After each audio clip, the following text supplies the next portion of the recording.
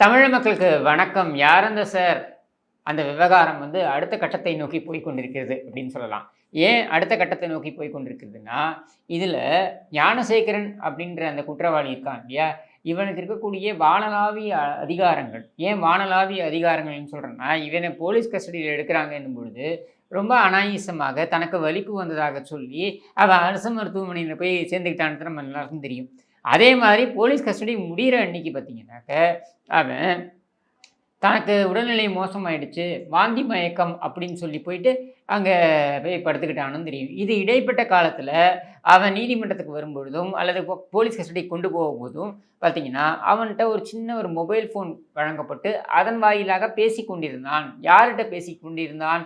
அவனிடம் பேசிக் கொண்டிருந்த அந்த சார் யாரு? அப்படின்ற கேள்வியெல்லாம் கூட நெறைய கேட்டிருந்தாங்க. அது கேட்டதுக்கப்புறம் அந்த மீடியா அந்த செய்தி எந்த மீடியால வந்துச்சோ, அந்த மீடியால அந்த செய்திய தூக்க வச்சுட்டாங்க. இப்ப கேள்வி என்ன அப்டின்னா, இந்த ஞானசேகரன் அடுத்த கட்டத்திற்கு சென்றிருக்கிறான். என்ன பண்ணியிருக்கான் அப்டின்னு பார்த்தீங்கன்னா, அவனுடைய டார்ச்சர் தாங்காமலையா, அல்லது அவன் ஒத்துழைக்கல அப்டின்றதுனாலயா, அல்லது செய்தி ஊடகங்கள் எல்லாம் இதை பற்றி பேச மறுக்கிறது. ஆனால் சமூக ஊடகங்கள் எல்லாம் இதை பற்றி அதிகம் பேசப்படுகிறது என்பது மன அழுத்தம் கொடுத்தது அப்படின்றதுனாலயா அப்படின்றதுலாம் நமக்கு தெரியாது. ஆனால் ஏதோ ஒரு காரணத்திற்காக இந்த அது சம்பந்தப்பட்ட அந்த வழக்கில் இன்வெஸ்டிகேஷனில் அந்த விசாரணையில் இருக்கக்கூடிய அந்த டிஎஸ்பி அவர் பார்த்தீங்கன்னா விலகிறேன்னு சொல்லிட்டாங்க. இந்த வழக்கிலிருந்து நான் விலகிக் கொள்கிறேன் என்று சொன்னதாகவும் தன்னுடைய அந்த கடிதத்தை இதிலிருந்து விலகிக் கொள்வதாகவோ அல்லது ராஜினாமாவோ ஏதோ ஒன்று பண்ணுறேன் அப்படின்னு போகக்கூடிய அளவிற்கு அவர் தள்ளப்பட்டார் அப்படின்ற அடுத்த பகீர் செய்தி வருது. அப்போ இந்த இன்வெஸ்டிகேஷனை பொறுத்த வரைக்கும் நீதிமன்றம் முடிவு பண்ணியிருக்கு. அதாவது நீதிமன்றம் முடிவு செய்கிறது. இது ஸ்பெஷல் இன்வெஸ்டிகேஷன் டீம் போட்டு அது அனைத்து மகளிரும் இருப்பது போல அது அமைக்கப்பட்டு அவர்கள் அதை விசாரிப்பார்கள் அப்படின்ற ஒரு சூழலில் அதில் சம்மந்தப்பட்ட டிஎஸ்பி இன்னைக்கு வெளியேறாங்க அப்படின்ற தகவல் வருதுன்னா, எந்த அளவுக்கு ஞானசேகரனுக்கு ஒரு பின்புலம் இருக்கிறது அப்படின்றத இதிலே நம்ம புரிஞ்சுக்கலாம். 1. 2வது, இந்த ஞானசேகரன் சிறையில் இருந்தாலும் கூட ஆளுங்கட்சியுடைய துணை இருக்கின்ற காரணத்தினால, அவன் யாரிடம் வேண்டுமானாலும் எப்பொழுது வேண்டுமானாலும் தொடர்பு கொள்ளலாம் என்கிற நிலை இருக்கிறது அப்படின்ற சந்தேகமும் இங்கே எழுகிறது. இதற்கெல்லாம் விடை கொடுப்பார்களா காவல்துறை தரப்பிலிருந்து என்றால் இருக்காது. மாறாக மிரட்டல் தான் வரும் அப்படின்றது நம்மளால் பார்க்க முடிகிறது. நேற்றுக்கு பார்த்தீங்கன்னா நீதிமன்றத்தில் இது சம்மந்தப்பட்டு சில பத்திரிகையாளர்கள்லாம் போய் முறையிட்டிருக்காங்க அப்படின்னு நமக்கு தெரிய வருது. நீதிமன்றத்தில் இந்த மாதிரி எங்களை மிரட்டுகிறார்கள். அதாவது ஒரு பத்திரிகையாளரை கூப்பிட்டு புதிய தலைமுறை, தந்தி, அப்புறம் நம்ம பத்திரிகையாளர் சங்கத்தில் இருக்கக்கூடிய ஒன் இண்டியாவில் பணிபுரியக்கூடிய நம்ம நெல்சன் சேவியர் இது போன்ற நபர்கள் எல்லாம் அழைக்கப்பட்டு அவர்களிடமிருந்து செல்ஃபோன்கள் பறிமுதல் செய்யப்பட்டது அப்படின்னு கூட சொல்லப்பட்டது.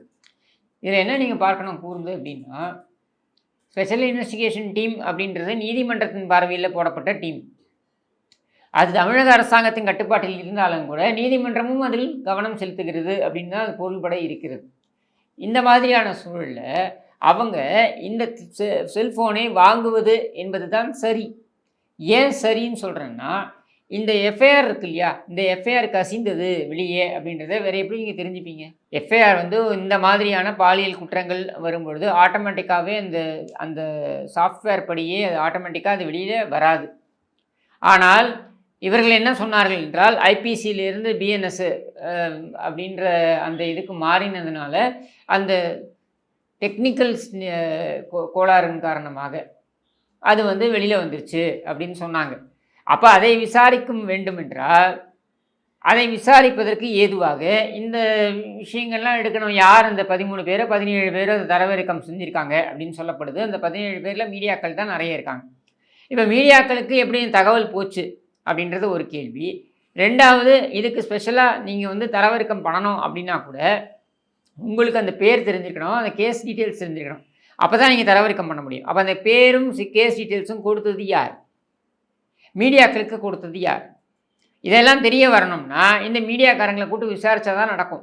இவங்க என்ன பண்ணுறாங்க, உடனே நீதிமன்றத்துக்கு போய் எங்களை காவல்துறை துன்புறுத்துகிறது, எங்களை காவல்துறை நெருக்கடி கொடுக்கிறது இப்படின்ட்டுலாம் இவங்க சொல்கிறாங்க. இப்போ நீதிமன்றம் என்ன சொல்லுதுன்னா, உங்களை காவல்துறை துன்புறுத்தக்கூடாது. ஏன்னா நீங்கள் உண்மையை வெளியே கொண்டு வருவதற்காக செயல்படக்கூடியவர்கள் என்று நாங்கள் நம்புகிறோம். அப்போது உங்களை துன்புறுத்தக்கூடாது. ஆனால் நீங்கள் ஒத்துழைக்க வேண்டும்.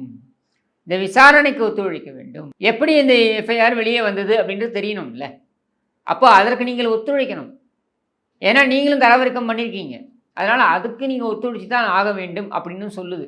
ஆனால் மீடியா எப்படி வெளியிடுறாங்கன்னா, மீடியாக்களை நிர்பந்திக்கக்கூடாது அரசாங்கம் அப்படின்னு சொன்னதாக நீதிமன்றம் சொன்னதாக மொட்டையாக அதை மட்டும் போடுறாங்க. நீ கூர்ந்து கவனிங்க. அரசாங்கமும் மீடியாவும் ஒன்றுக்குள்ள ஒன்று. அவங்க காசு கொடுத்தா இவன் செயல்படுவான். ஆனால் இடையில யாரை பணயம் வைக்கிறார்கள் என்றால் காவல்துறையை பணயம் வைக்கிறார்கள், காவல்துறையை பகடைக்காய் ஆக்குகிறார்கள் அப்படின்றத இதிலிருந்து நம்ம புரிஞ்சிக்க முடியுது. அப்போது இத்தனை நாட்கள் இந்த காவல்துறையை நேரடி பார்வையில் வைத்து கொண்டிருக்கின்ற மாண்புமிகு முதலமைச்சர் அவர்கள், மாண்புமிகு பொம்மை முதலமைச்சர் அவர்கள், அதுதான் சரியாக இருக்கும், பொம்மை முதலமைச்சர் அவர்கள் இந்த காவல்துறையை இன்றைக்கு பகடைக்காயாக்கி விட்டார். நீதிமன்றத்தில் அசிங்கப்பட்டு நிற்கிறாங்க. அது மட்டும் இல்லாமல் பத்திரிகையாளர்களும் சேர்ந்து ஏதோ காவல்துறை தான் அச்சுறுத்துவது போலவும், காவல்துறை தான் இம்சை கொடுப்பது போலவும் அவர்கள் ஒரு தோற்றத்தை ஏற்படுத்துகிறார்கள். உண்மையில் என்ன நடந்திருக்கு அப்படின்னா, அரசாங்கத்தில் இருக்கக்கூடியவர்கள், அதாவது ஆட்சியாளர்களாக இருக்கக்கூடியவர்களுடைய நிர்பந்தத்தின் அடிப்படையில் நான் புரிந்துக்கிட்டது இதுதான். இது என்னுடைய புரிதல். என்னுடைய புரிதலை பதிவு செய்வதற்கு எனக்கு எல்லா உரிமையும் இருக்கிறது. நான் புரிஞ்சுக்கிட்டது என்னென்னா, அரசாங்கத்தில் ஆட்சியாளர்களாக இருக்கக்கூடியவர்களுடைய நிர்பந்தத்தின் அடிப்படையில் தான் அந்த எஃப்ஐஆர் லீக் செய்யப்பட்டிருக்கிறது. புகார் கொடுத்தவரையே அசிங்கமாக காண்பிப்பது. இப்போ நீங்கள் வேங்கை வயலில் மலத்தை குடிநீரில் கலந்து விட்டார்கள் அப்படின்னா அதை பாதிக்கப்பட்டவர்களே செய்திருப்பார்கள் அப்படின்னு சொல்கிறதா இருக்கட்டும். அல்லது இப்போ இந்த அண்ணா பல்கலைக்கழக விவகாரம் அப்படின்னு எடுத்துக்கிட்டிங்கனாக்க, அதை அந்த பெண் அவங்க சார்ந்த எஃப்ஐஆரை வெளியே கசிய விட்டு அந்த பெண்ணை மோசமாக சித்தரிப்பதாக இருக்கட்டும். அதாவது புகார் கொடுக்க வந்த பெண்ணையே மோசமாக சித்தரிக்கிறதா இருக்கட்டும். இன்னும் ஒருபடி மேலே போய் திமுகவுடைய பேச்சாளர்களே டிவியில் அவர் எதற்காக அந்த நேரத்தில் அங்கே இருந்தார் அப்படின்லாம் பேசுகிறதா இருக்கட்டும். அடுத்து இப்போ ஈசிஆரில் நடந்தது இல்லையா, அந்த விவகாரத்தில் அந்த பெண்களை துரத்திட்டு வந்தாங்க இல்லையா இந்த திமுக காரனுங்க, அந்த விவகாரத்தில் அந்த பெண்கள் தான் போய் காரை போய் முதலில் மோதினார்கள் அப்படின்னு விசாரணைக்கெல்லாம் முன்னாடியே, அதாவது குற்றம் சாட்டப்பட்டவர்களை இன்னும் கண்டுபிடிக்கவே இல்லை. அவங்களை தேடி கண்டுபிடிப்பதில் சிக்கலாம்.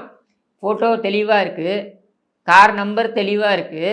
இதையெல்லாம் வைத்து கூட இவர்களால் கண்டுபிடிக்க முடியலையாம். ஸ்காட்லாண்ட் யார்டுக்கு நிகரான காவல்துறையின் பெருமை பீத்தல் வேற இதில். அப்போது அந்த இடத்துல அந்த பெண் மீதே ப்ரெஷரை போடுறது, குற்றத்தை அவர்கள் மீது கொண்டு போய் சுமத்துவது. அப்போ என்ன சொல்ல வராங்க இந்த காவல்துறை? எந்த புகாரையும் எடுத்துக்கொண்டு வராதீர்கள். ஏனென்றால் குற்றச்செயலை செய்பவர்களில் முக்கால்வாசி திமுகவினராகத்தான் இருப்பார்கள். அதனால் நீங்கள் புகாரை எடுத்துக்கொண்டு வந்தீர்கள் என்றால் உங்கள் மீதே திருப்பப்படும்.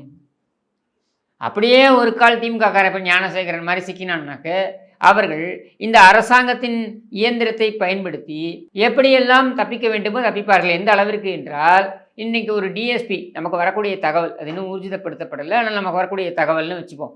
இன்றைக்கி ஒரு டிஎஸ்பியை இதிலிருந்து நான் விலகிக்கிறேன்னு சொல்கிற அளவுக்கு போயிடுச்சு.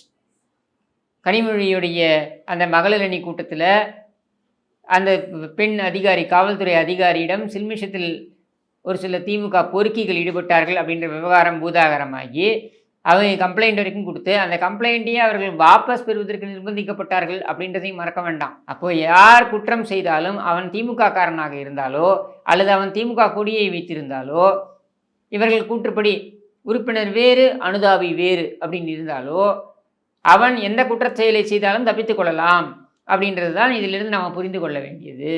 ஞானசேகரன் இன்றைக்கு சிறையில் இருந்தாலும் பழடோமாகத்தான் இருக்கிறார் அப்படின்ற அந்த ஒரு கூற்றுக்கு வலு சேர்க்கும் வகையாகத்தான் இன்று வரையில் இந்த விசாரணை நடந்து கொண்டிருக்கிறது.